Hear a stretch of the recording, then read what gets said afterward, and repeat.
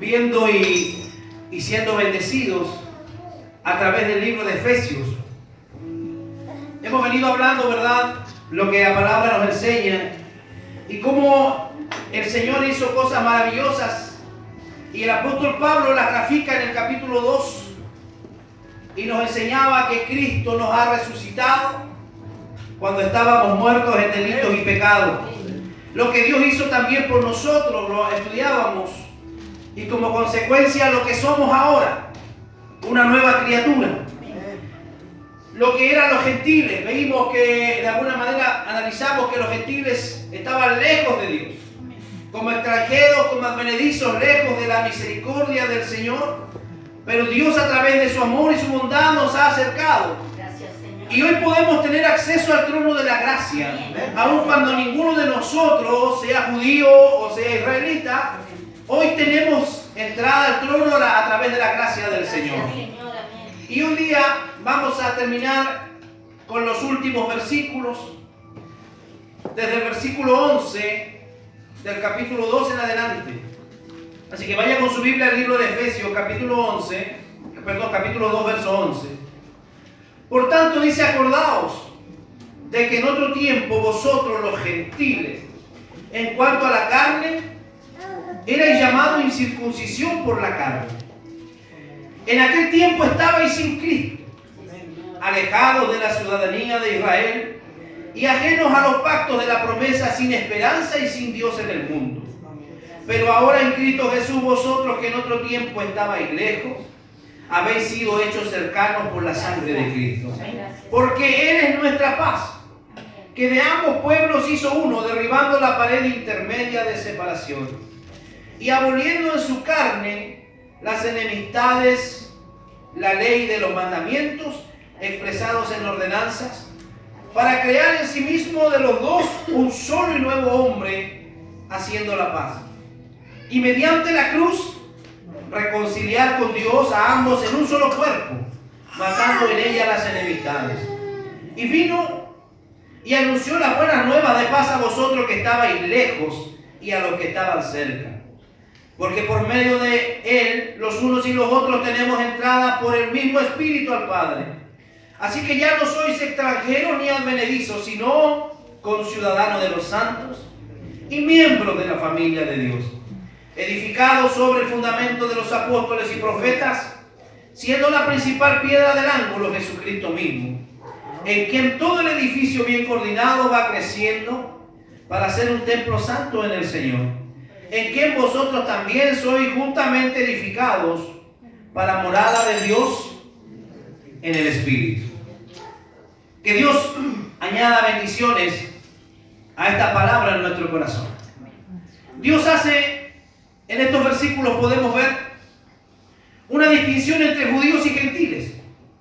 Nosotros sabemos que los gentiles son todos aquellos que no pertenecían a la raza judía, o sea, aquellos que no teníamos por dónde alcanzar siquiera la misericordia de Dios, ya que la Biblia dice que Jesús vino a los suyos, mas los suyos no le recibieron. Por tanto, a todos los que creen en su nombre, dice que les dio la autoridad de ser llamados hijos de Dios. Entonces, cuando el apóstol hace esta expresión y cuando el apóstol hace esta demostración de amor de parte de Dios, podemos nosotros sentirnos agradecidos. ¿Cómo tenemos que sentirnos? Agradecidos, porque nosotros no teníamos por dónde llegar a obtener la salvación. No había forma de que usted y yo podamos tener siquiera entrada al reino de los cielos. Los gentiles estaban sin Cristo. ¿Cómo estaban los gentiles? Sin Cristo. O sea, no tenían la promesa de un Mesías. No eran parte de la nación de Israel. Es más, las leyes del Antiguo Testamento ponían un gran abismo entre judíos y gentiles. En lugar de ser el pueblo de Dios, los gentiles, ¿cómo eran? Dice, extraños. Eran extranjeros sin esperanza y sin el verdadero Dios en el mundo. Es lo que cada uno de nosotros era. Los gentiles experimentaban dos tipos de alineación. La primera era una alineación social y venía como resultado de la animosidad que habían existido entre judíos y gentiles durante miles de años. Los gentiles cargaban con ese peso y esa contienda que de alguna manera ellos eran mirados de manera impura por los judíos. Cada uno de los gentiles era mal mirado, podemos decirlo hoy contextualmente, de acuerdo a lo que nosotros podemos comprender.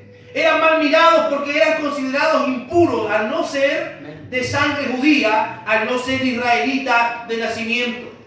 Los judíos consideraban a los gentiles como desheredados y los trataban como objeto de burla y desprecio. El segundo y más significativo tipo de alineación era espiritual, porque los gentiles como pueblo estaban alejados de Dios. ¿Cómo estaban los gentiles? Alejados de Dios. Alejados. No había un solo ápice, hermano, en la vida de los gentiles que pudiera acercarlos a Dios. Porque de alguna manera habían nacido lejos de la ciudadanía de Israel. Estaban sin Cristo. Y Cristo era el gran Mesías para los judíos. Y como no tenían Salvador ni Libertador, vivían sin propósito ni destino divino. Para ellos no había literalmente esperanza. Porque el Mesías, no se olvide que era prometido para el pueblo de Israel. Aquellos que esperaban al Mesías era el pueblo judío. Por ningún motivo, en ningún lugar, hermano, calzaba a los gentiles. Así que ellos sin Cristo y sin Dios, sin el Mesías, vivían sin esperanza en el mundo. Al igual como está hoy día el hombre, al igual como está hoy día la sociedad lejos de Dios, cada uno de ellos viven sin esperanza. Sin esperanza. Absolutamente sus sueños y sus esperanzas se han desvanecido. Porque el que no tiene a Cristo en su vida, no tiene esperanza. Se acostumbra, se alinea, se amolda al sistema, se deprime, se amarga tanto como lo hace la sociedad. Pero aquellos que tenemos a Cristo en nuestra vida, sabemos que tenemos una gran esperanza. ¿Cuántos dicen amén? ¿Cuál es nuestra esperanza? Que un día Cristo vendrá por nosotros, por su iglesia, por su novia. Segundo, los gentiles estaban alejados de la ciudadanía de Israel. Los judíos, como pueblo escogido de Dios, era una nación cuyo rey y señor supremo era Dios mismo. Y se beneficiaban de esa bendición y protección única en toda la tierra. Usted sabe que los gentiles eran muy adoradores, hermanos, de ídolos, de dioses. Pero los judíos, en su gran mayoría, creían y servían a Jehová, Dios de los ejércitos. Y por ese servicio que ellos ejercían a Dios, se sentían privilegiados. Y sentían y vivían en su propia vida todos los beneficios que eso les significaba. Porque tener el respaldo y tener la protección del Dios de los ejércitos era una protección tremenda. Entonces, espiritualmente los gentiles se sentían desprotegidos. Y los judíos se sentían respaldados por el Dios Todopoderoso. Los gentiles eran ajenos a los pactos de la promesa y por eso eran incapaces de participar en los pactos divinos que Dios, en el que el propósito y Él prometió dar a su pueblo en esta tierra. Al estar lejos de Dios, al no ser israelitas ellos, no tenían acceso a esos pactos. Y esos pactos son compromisos que Dios había realizado con la nación. Compromisos, por ejemplo, como que Él era su sanador. Compromiso como que Él era el que le sustentaba. Compromiso como que Él era su pastor. Porque Él decía, Jehová es mi pastor, decía David, y nada me faltará. Entonces había muchos beneficios, hermanos, de parte de Dios, de los cuales los judíos los gentiles no se beneficiaban. Entonces era un sufrimiento y una lucha. Por eso es que Pablo le escribe esta carta a los Efesios, que era una iglesia total y absolutamente gentil. Era una iglesia totalmente gentil. Era una iglesia que de una u otra manera era azotada por todo este tipo, hermano, de presión que ejercían los judíos en ellos.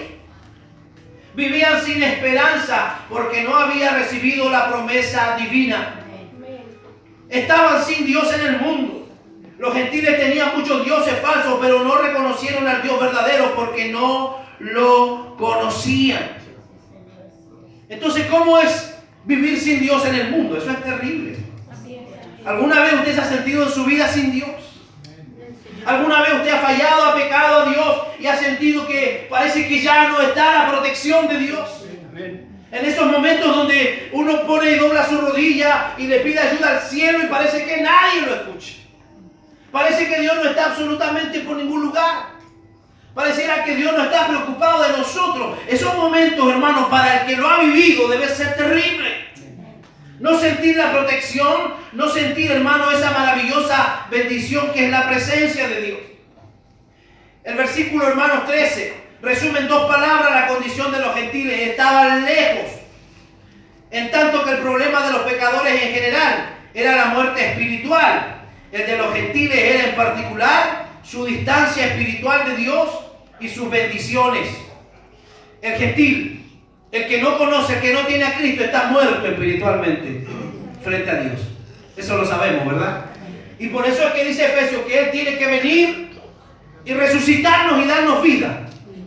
Porque el hombre lo único que hace al no tener a Cristo es caminar lejos de Dios. Es irse día tras día tras el pecado. Es irse día tras día tras la maldad. Pero cuando el hombre de Dios tiene un encuentro con el Señor, toda su vida cambia. ¿Qué dice el verso 3 de este mismo capítulo? Pero ahora en Cristo Jesús, vosotros que en otro tiempo estabais lejos. ¿Cómo estaban ustedes? Lejos. Mira que está a tu lado, dile, tú estabas lejos. Habéis sido hechos cercanos por la sangre de Cristo. De alguna manera, un término común en los escritos rabínicos que se usaba para describir a los gentiles, aquellos que estaban separados por completo de Dios. De esa manera se les definía a los gentiles, separados y apartados de Dios. De esa manera se referían a ellos. Pero ¿qué es lo que hace el Señor? Aquí dice que a través de su sangre y su muerte, Él nos ha hecho cercanos. Cada persona que confía solo en Cristo para su salvación, sea judío o gentil, entra en una unión espiritual e íntima con Dios. Este es el proceso de reconciliación que se describe en 2 Corintios 5, del 18 en adelante. La obra expiatoria lograda por la muerte de Cristo en la cruz se lleva por completo el castigo del pecado y en sus últimas instancias somos bendecidos por su presencia. Amén. Entonces, ¿qué es lo que hace la muerte de Cristo para los gentiles?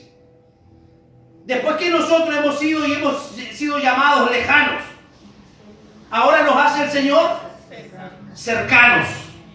O sea, ya no estamos a distancia de Dios, sino que tenemos la opción de estar muy cerca de Dios. ¿Cuántos saben que en el pueblo y en el tiempo del pueblo de Israel, una vez al año el sumo sacerdote tenía la opción y tenía la responsabilidad de entrar al lugar santísimo para ofrecer un sacrificio por los pecados del pueblo? El sumo sacerdote debía estar en unas condiciones óptimas, de tal manera que cuando él entraba al lugar santísimo, dice la Biblia que llevaba en sus vestiduras una campanilla, en su túnica, en el éfod, y cuando él caminaba esas campanillas sonaban y significaba que el sacerdote aún estaba vivo. Porque cuando el sacerdote entraba en pecado, apenas cruzaba el lugar, la cortina que dividía el lugar santo del lugar santísimo, el hombre caía automáticamente muerto. Y dice la Biblia que le ataban unos cordeles en su pie derecho. Porque si el hombre no caminaba y no sonaban las campanas, había que sacarlo arrastrando por un cordel. Imagínense. Eso era la manera como una vez al año eran perdonados los pecados de Israel a través del sumo sacerdote. Pero ahora, a través de la muerte de Cristo, ahora a través del sacrificio de Jesús en la cruz, cada uno de nosotros tiene acceso hacia la presencia de Dios en sus oraciones, en sus ruegos. Ya no necesitamos a un sumo sacerdote para que pida perdón por nosotros, sino que ahora toda persona que cree y que confiesa a Jesús puede doblar su rodilla y puede saber que hay un Dios en el cielo que le está escuchando. Si yo fuera usted, hubiera aplaudido por eso.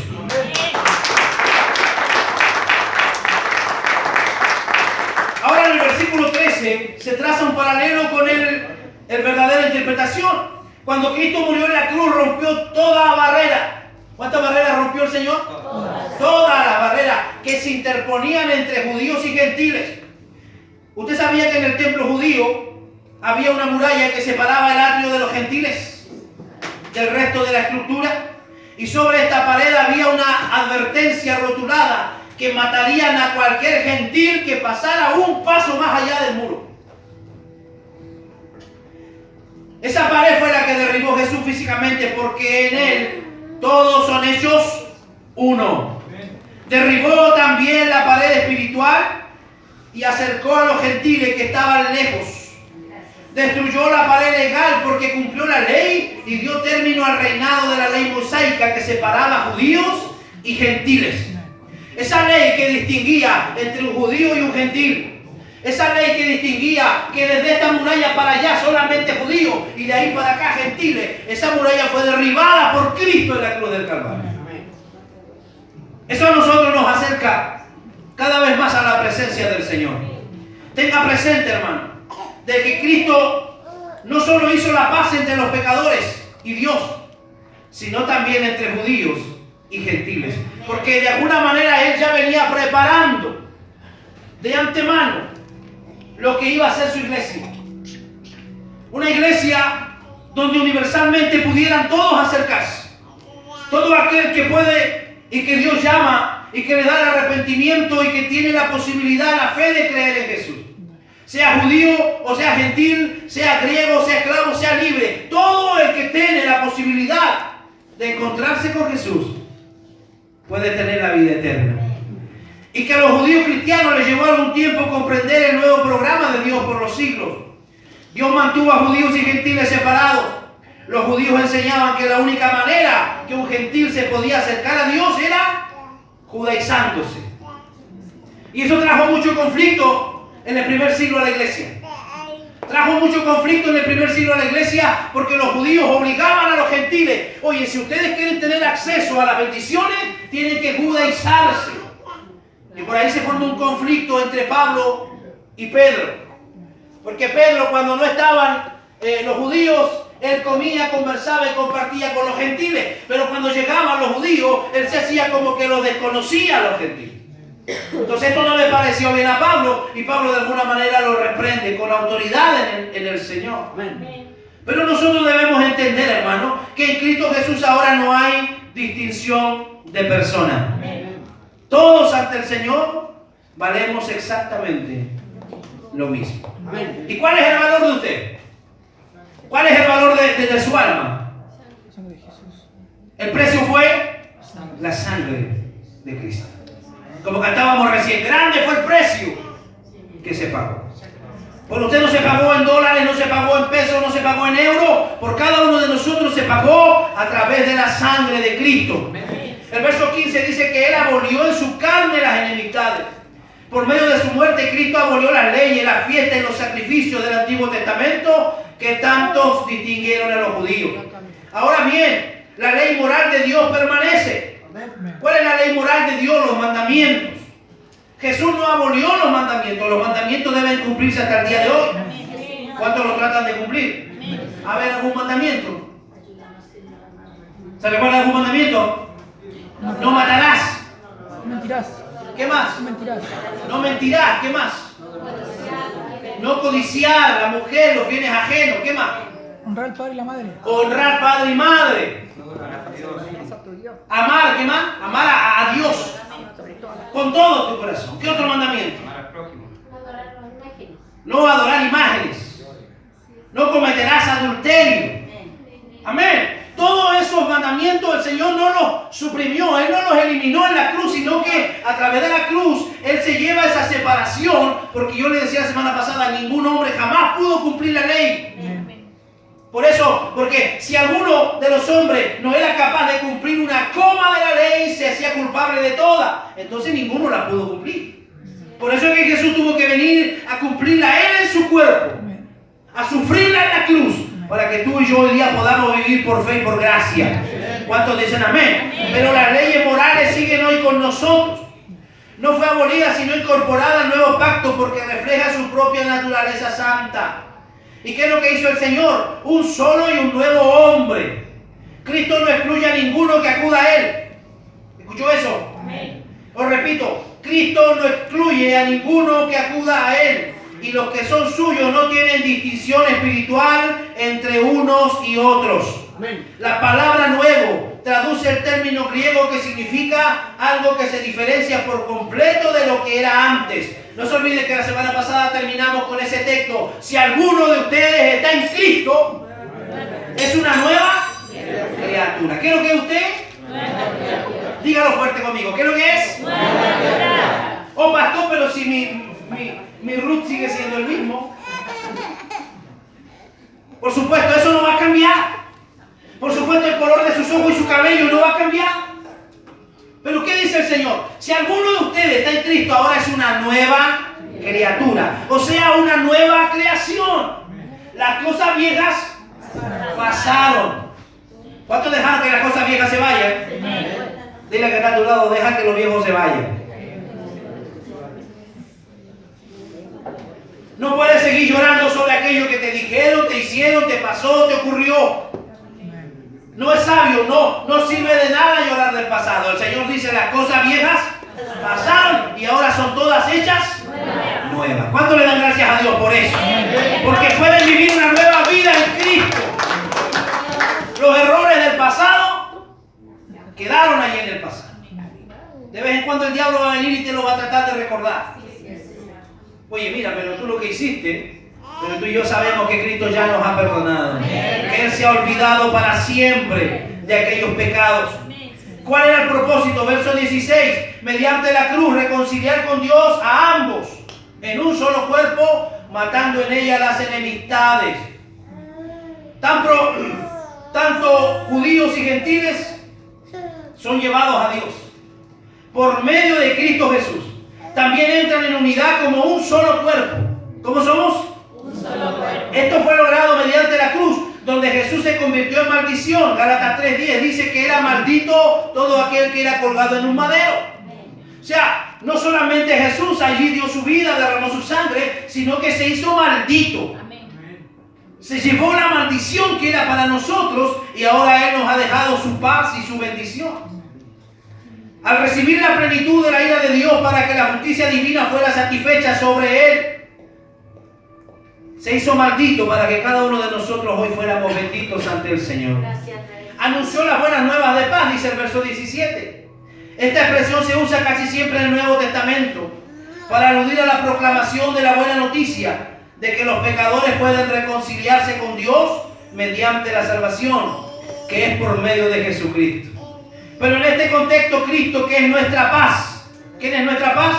Cristo. También fue quien anunció las buenas nuevas de paz con Dios. Vosotros que estabais lejos y a los que estaban cerca, es decir, tanto a judíos como a gentiles, le transmite esa paz. Cuando alguien no tiene paz, es porque no tiene a Cristo. Cuando a alguien le falta la paz en su vida, es porque Cristo no es dueño de su vida. Por eso decía el salmista David, y David era un hombre que conocía a Dios. Fue un pecador como todos y cada uno de nosotros, pero fue un tipo excepcional. Y él dijo, en paz me acostaré y asimismo dormiré, porque solo tú, Jehová, me haces vivir confiado. ¿Por qué falta la paz en el cristiano?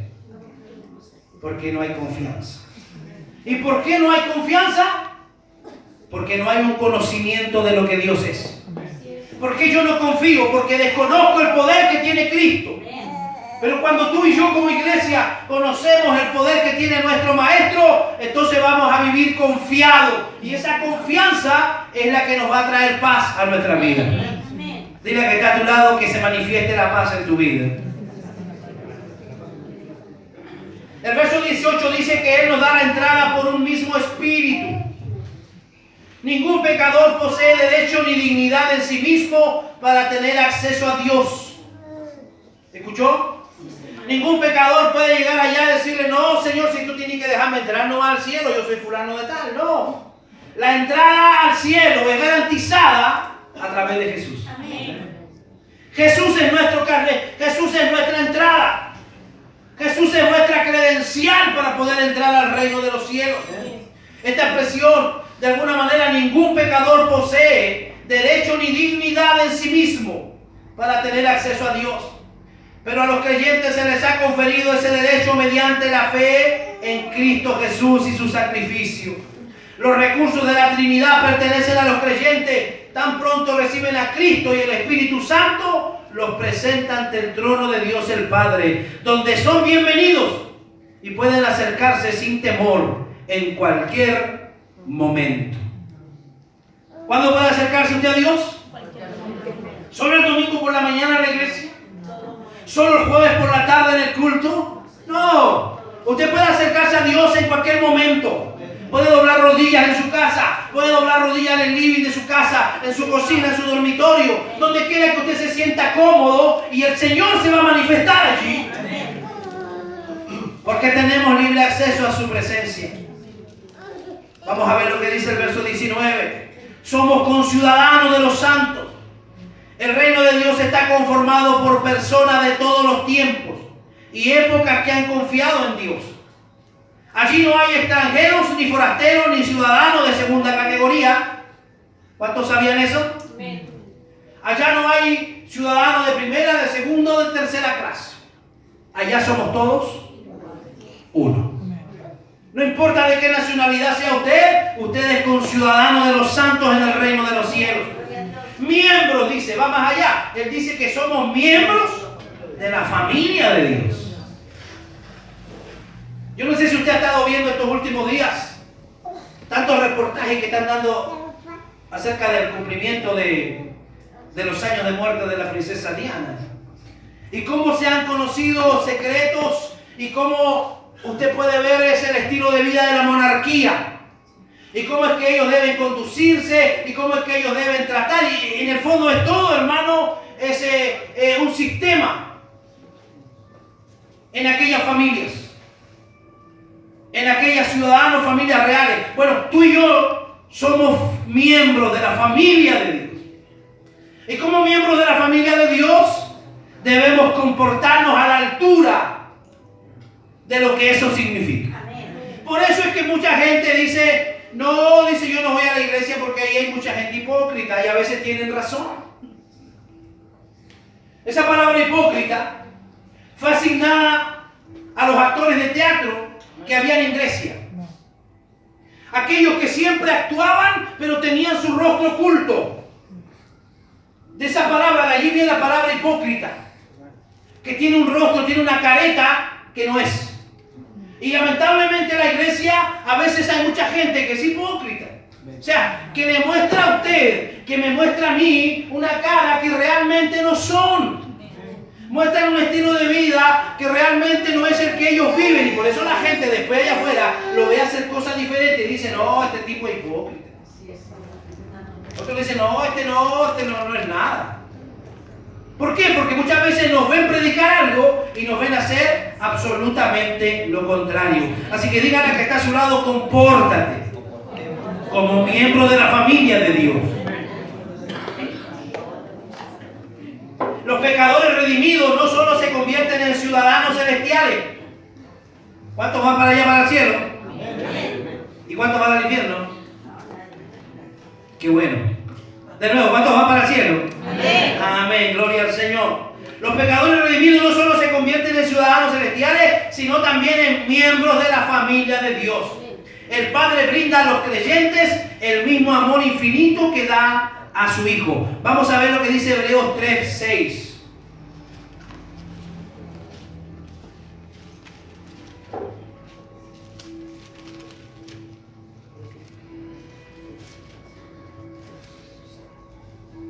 Pero Cristo como Hijo sobre su casa, la cual casa somos nosotros, si retenemos firme hasta el fin la confianza y el gloriarnos en la esperanza. O sea, Él habita en nosotros como miembros de aquella familia. El versículo 20, ¿qué nos dice? Edificados sobre el fundamento de los apóstoles y profetas, siendo la principal piedra del ángulo. ¿Quién es la principal piedra del ángulo? Jesucristo mismo. ¿Cuántos se recuerdan de aquella conversación que tuvo Jesús con sus discípulos? Y le dice, voy a parafrasear, y le dice, muchachos, ¿quién dice la gente que soy yo? Algunos le dicen maestro, algunos dicen que tú eres Juan el Bautista que se ha reencarnado. Otros dicen que tú eres Elías que ha venido y que ha vuelto. Y otros dicen que tú eres un maestro, un montón de cosas. Pero Jesús le dice, ¿y ahora quién dicen ustedes que soy yo?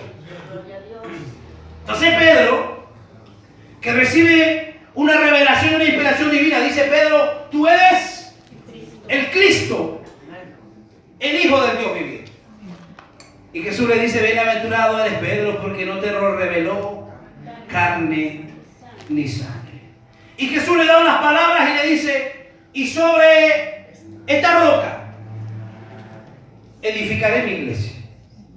Y por ahí algunos dicen, no, que lo que hizo Jesús fue darle autoridad a Pedro, y por eso que Pedro fue el primer papa. No, eso es totalmente errado y equivocado. Cuando Jesús está hablando con Pedro, y Pedro hace la confesión, sobre esa confesión es que Jesús dice sobre esta roca. ¿Cuál es la roca? Cristo. Cristo, la confesión que hace Pedro. Tú eres el Cristo. Y no es que la iglesia esté edificada sobre ningún humano, ojo. No fue ni Pedro, ni Juan, ni Pedro, ni Santiago, no. La iglesia fue edificada sobre Cristo y sobre la revelación que recibe Pedro. Él dice, sobre esta roca yo edificaré mi iglesia y las puertas del infierno no prevalecerán contra ella. Pero aquí el apóstol está hablando que el fundamento de los apóstoles y profetas, para una discusión de estos hombres dotados, a pesar de su gran importancia, el fundamento no era la persona y obra de ellos mismos, ojo, sino la enseñanza que por revelación divina impartieron con autoridad de lo alto y las palabras de Dios que hablaron a la iglesia antes de que se completara. El fundamento de los apóstoles se refiere no a que ellos hayan puesto otro fundamento, porque Pablo lo dice en los primeros capítulos de Corintios, que el fundamento es Cristo y sobre Cristo cada uno sobre edifica. Lo que está diciendo aquí es que ellos están tratando que a través de las doctrinas, que a través de las enseñanzas están fundamentando a la iglesia, pero el fundamento principal es Cristo. Nosotros hoy día seguimos fundamentando la iglesia. Nosotros hoy día seguimos edificando la iglesia. Y no significa que seamos nosotros los importantes en la iglesia, sino que el fundamento ya fue puesto y el fundamento es Cristo. Amén. Su resurrección, su muerte, su crucifixión. Amén. Y sobre ese fundamento nosotros hoy día vamos predicando. Amén. ¿Cuántos dicen amén? Amén? La principal piedra del ángulo es Jesucristo mismo. Esta era la piedra que definía el fundamento y daba estabilidad y simetría al edificio. El verso 21. En quien todo el edificio bien coordinado. ¿Cómo debe ser el edificio? Coordinado. Va creciendo para ser un templo santo en el Señor. Cada creyente nuevo es una piedra nueva en el templo de Cristo, que es la iglesia. El cuerpo de Cristo compuesto por sus creyentes. La edificación de su iglesia por parte de Cristo no se completará hasta que toda persona que creerá en Él lo haya hecho. Vamos a ver qué dice Segunda de Pedro, capítulo 3, verso 9.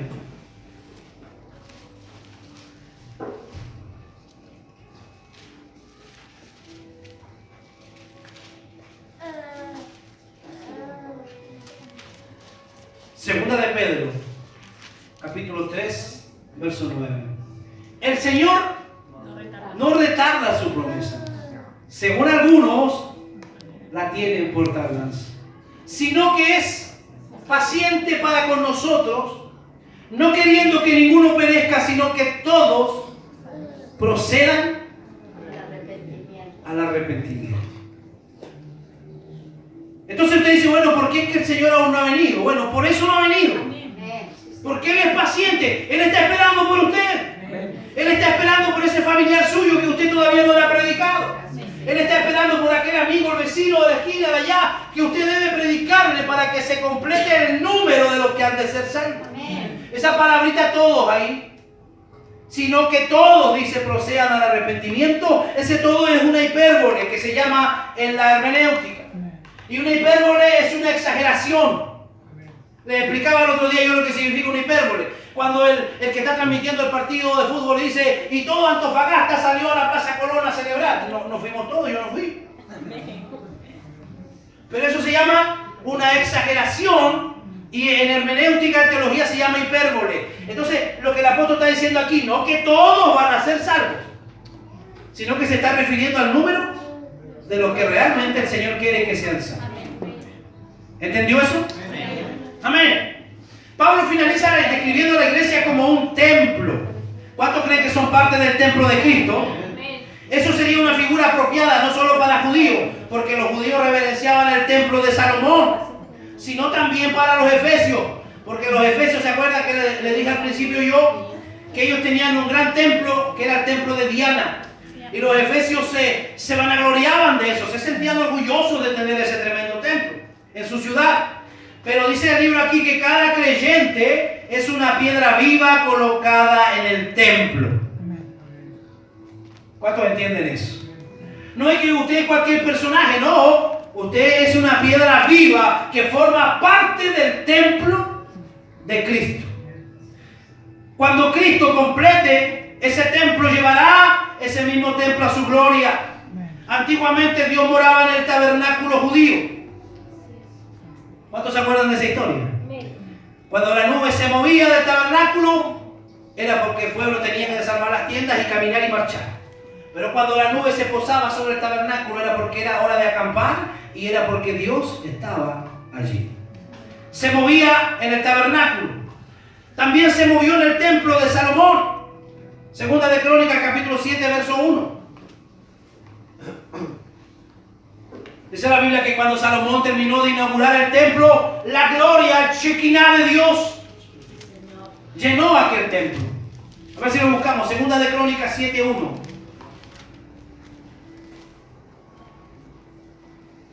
Cuando Salomón acabó de orar, ¿qué dice?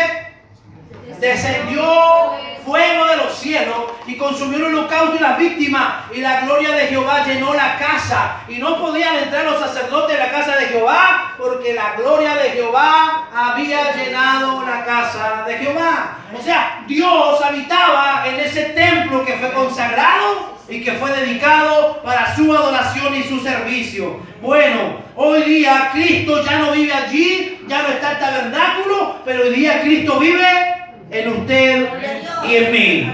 Pablo lo dice en Corintios: vosotros sois el templo del Espíritu Santo. ¿Cuántos dicen amén? Dile que está a tu lado: tú eres el templo del Espíritu Santo.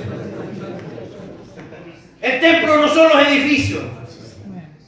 El templo no son las habitaciones que podamos construir, sino que el templo del Espíritu Santo somos cada uno de nosotros. Dios vive en mí y Dios vive en usted. Mira que está a su lado, dile: Dios vive en ti. Mira que está atrás suyo, dígale: Dios vive en ti, hermano. Qué privilegio tan grande ser la habitación del Dios vivo a través del Espíritu Santo. Por eso es que teológicamente a veces nosotros cantamos cosas que son incorrectas. No le podemos pedir al Espíritu que venga, porque el Espíritu ya está en nosotros. ¿Cuántos dicen amén? No le podemos pedir que Él venga, que descienda, porque Él ya descendió y Él habita en nosotros. ¿Qué tengo que hacer yo ahora? Manifestar las obras del Espíritu. Manifestar esa presencia gloriosa que está en mí y transmitirla hacia los demás. Gloria al Señor. Cada creyente es parte importante en este templo. Verso 22. En quien vosotros también sois juntamente edificados para morada de Dios en el Espíritu. El término que se traduce morada connota una residencia permanente. El Espíritu de Dios viene a morar de manera permanente. No es bíblico eso de que yo sentía a Dios hoy día y mañana parece que no lo siento. Dios viene a habitar en usted de manera permanente. El Espíritu Santo está en usted de manera permanente. Por eso es que Pablo le dice a Timoteo: Timoteo, aviva el fuego del don que está en ti. O sea, el único responsable, hermano, de su vida espiritual es usted. No es ni la iglesia, ni el pastor, ni mi familia, sino que el que es responsable de su vida espiritual es usted. El mismo término se traduce en morada, una residencia permanente, que se convierte en residente permanente en su santuario terrenal. que es la iglesia, el cuerpo espiritual inmenso que está compuesto por todos los redimidos. Allí habita Dios. Allí habita su presencia, en nosotros, en usted y en mí. Por eso que cuando usted le da la mano a alguien, debe hacerlo en fe, porque Dios está siendo transmitido a través de usted. Somos conciudadanos, somos parte fundamental de la familia de Dios. Estamos siendo edificados como una casa espiritual. Todos los días Dios nos está edificando a través de su palabra.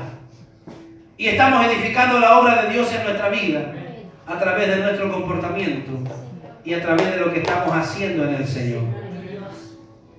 Quiero invitarle a que cierre sus ojos y le demos gracias a Dios por esta palabra. Una palabra que nos lleva a comprender que debemos ser muy agradecidos, porque usted y yo no teníamos por dónde acercarnos a la salvación, porque no había forma siquiera de pensar, hermanos, en que pudiéramos acercarnos a la salvación. Pero el Señor tuvo tanta misericordia de nosotros, tanta bondad, que nos da la oportunidad de ser llamados hijos de Dios. Yo quiero que le tome la mano a alguien que esté ahí a su lado para que podamos orar. Y para que podamos darle gracias a Dios por este tremendo regalo que es la gracia, que es la salvación. Y gracias también por ese gran sacrificio que Él hizo para que usted y yo hoy día podamos estar sentados en la banca de una iglesia. Para que podamos decirle gracias, Señor, por lo que tú has hecho, por lo que hiciste por nosotros. Padre, en el nombre de Jesús, queremos darle las gracias en esta hora, Señor. Porque aun cuando nosotros, Padre mío, no somos judíos, no tenemos sangre israelita, Señor, pero usted a través de los gentiles y a través de la cruz, de ambos pueblos, usted constituyó uno, Señor, y es su iglesia. Y es por eso que en esta mañana le queremos decir gracias, Señor, porque hoy día somos llamados hijos suyos. Los que éramos lejanos hemos sido llamados cercanos. Los que estábamos muertos hemos resucitado y nos ha dado vida juntamente con Cristo. Los que éramos ajenos y extranjeros, hoy día hemos sido llamados parte de su familia, herederos y coherederos con Cristo. Gracias por la riqueza de su gloria y de su gracia que cada día nos permite y nos transmite a través de su palabra. Bendigo esta hora a la iglesia, a los jóvenes, Padre, para que su palabra sea revelada en ellos. Para que su palabra sea revelada en los matrimonios, a mis hermanas, a mis hermanos, a los ancianos, Señor, aún a los niños. Tu gracia también sea sobre ellos, Padre. Gracias, Señor, en el nombre de Jesús. Amén. Amén. Denle un aplauso fuerte a Jesús.